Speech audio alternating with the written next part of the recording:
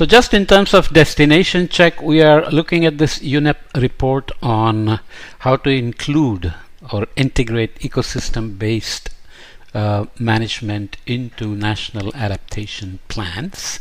And we looked at key messages from the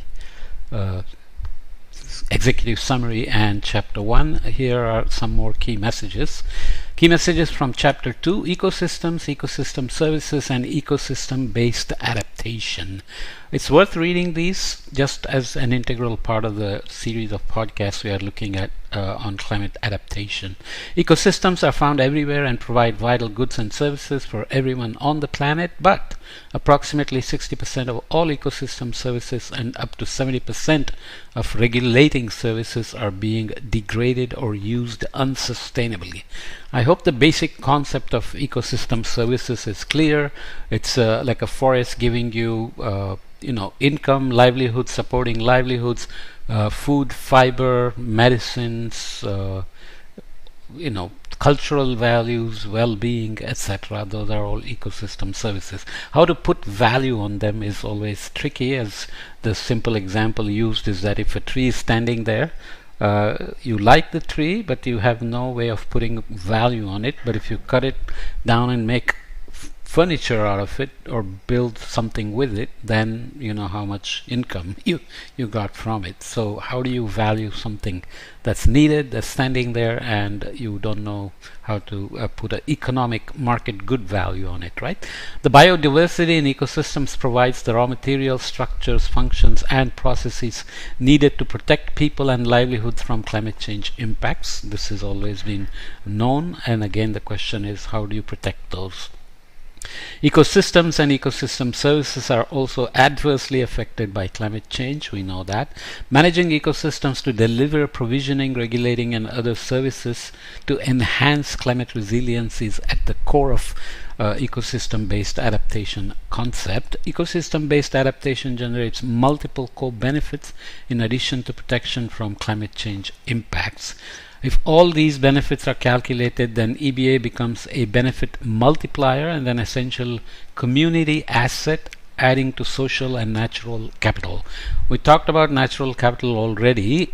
When you say community asset, it's a common good, and we humans as a species has great difficulty in protecting common goods like the atmosphere, ocean, land, and ecosystems and biodiversity, because people can save money for the future forever for their children, grandchildren, and so on, but they will not so easily pay tax to protect the environment for their kids and grandkids, for example, because they think it's a shared resource, so nobody knows how to pay for it easily.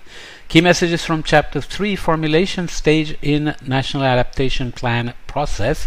So there is a technical report from UNEP which provides guidelines for developing NAP and various aspects associated with them in terms of strategies, prioritization, indicators, and monitoring, verification, etc. The NAP process enables countries to formulate and implement NAPs that identify medium and long-term adaptation needs and then develop and implement strategies and programs to address those needs. So that's what I just said in terms of guidelines provided. The NAP technical guidelines cover element A, laying the groundwork and addressing the gaps; element B, preparatory elements; element C, implementation strategies; element D, reporting, monitoring, and review. The VA guideline has combined elements A and B into formulation stage, so laying the groundwork and addressing the gaps and preparatory elements. The formulation stage covers taking stock of climate risk and vulnerability assessments, identifying information gaps, finding entry points for EBA, engaging with stakeholders, capacity building, selecting adaptation options, assessing costs and benefits, and documenting the strategies, plans, and priority projects. So it's easier to say we can assess cost and benefits, but often it comes down to, again, benefits accruing in the future, costs being faced now. So how you discount the future decides how you value cost and benefit. Or, economic analysis is always useful, but there are very key elements of how future is discounted by people, either for devaluing the investments needed, or worrying about the posterity in terms of environment and climate change. Climate change risk assessments are the key entry points for EBA into NAPs, and sector planning and budgets. Use an ensemble of climate models to get a spread of results to reduce uncertainty and to help decide which models to select for the climate risk assessment. So we are talking about EBA again at a local and regional scale, not only national but within country scales where adaptation is very region specific, local. So how do you get IPCC projections for the future to give you valuable information, useful, actionable information at those scales where EBA has to occur? That's not a very easy solution. For any uncertain future impacts on biophysical systems, use analogs of past experience and extrapolate to the range of possible climate change impacts. So IPCC is providing mostly physical variables: temperature, rainfall, humidity, sea level rise, etc. There are some attempts to already include ecosystem impacts and future projections in them, but they themselves have a lot of uncertainties, and the scales are not at the scales that we need for EBA. So all those have to be dealt with. Use ecological economics to demonstrate the economic variability of EBA measures, especially in justifying concessional loans and private sector investments. We talked a lot about IMF staff notes on economic principles and fiscal policies and so on. So this is emphasizing that same thing in bringing EBA into national adaptation plans. Engage with a wide range of disciplines and beneficiary groups in the formulation stage, so that you are co-developing these EBA integrations and overall maps. Moving to chapter 4, implementation stage in the NAP process, again in the context of EBA. As much climate change adaptation is highly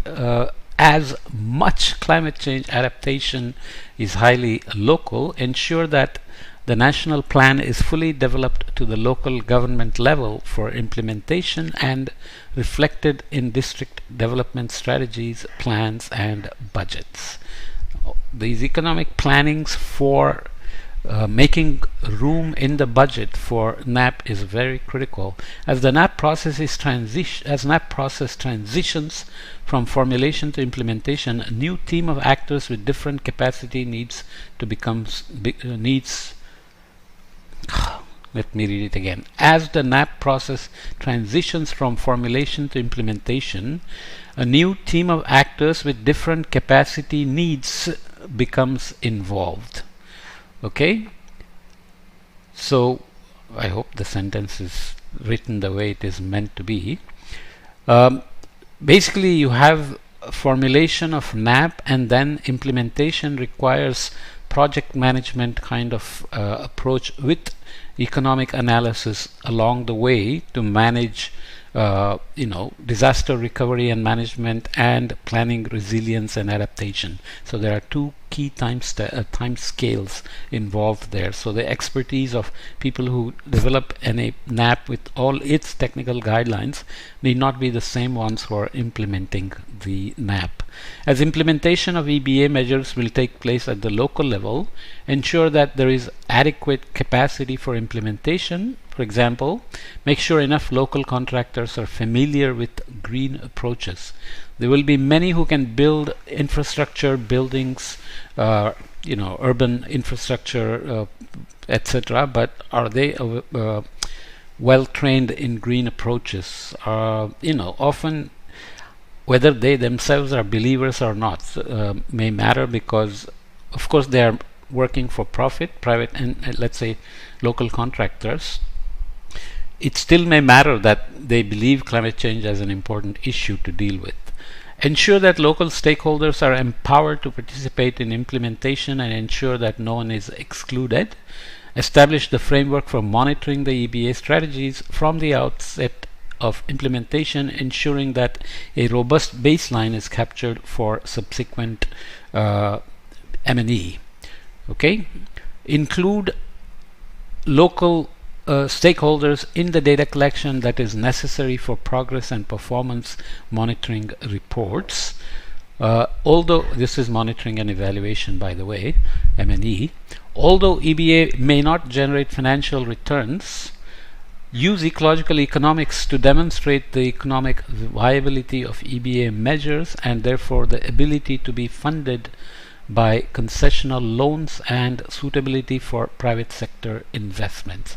So how you convince all the stakeholders and governments to think of the economics of ecology is not very easily. So to make economic viability of EBA a convincing case, make a convincing case for economic viability of EBA and the investments where the financial returns are not obvious or just may not be there. They are all well-being payoffs, external benefits to health, livelihoods, etc. Can ecological benefits of EBA be quantified? Climate finance for EBA can be sourced from domestic and international sources. To the extent possible, include the private sector in investment in EBA at the very minimum, where it involves protecting their own assets and income generation from the adverse impact of climate change. This kind of becomes necessary. Let's say a cement company, and there are good examples of these. They need water and they need to mine in certain regions. They need labor from those places.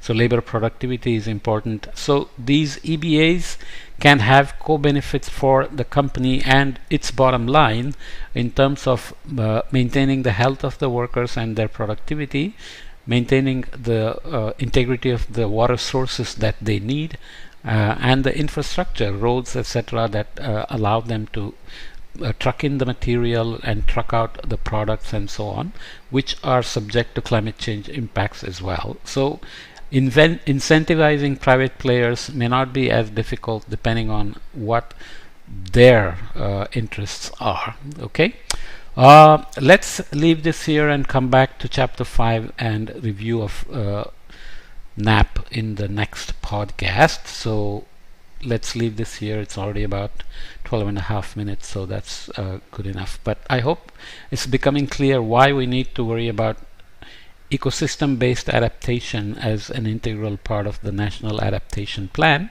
and the National Adaptation Plan has to be synergistic with the Mitigation Plan, and all of them should make progress on Sustainable Development Goals, especially for the Global South. Okay.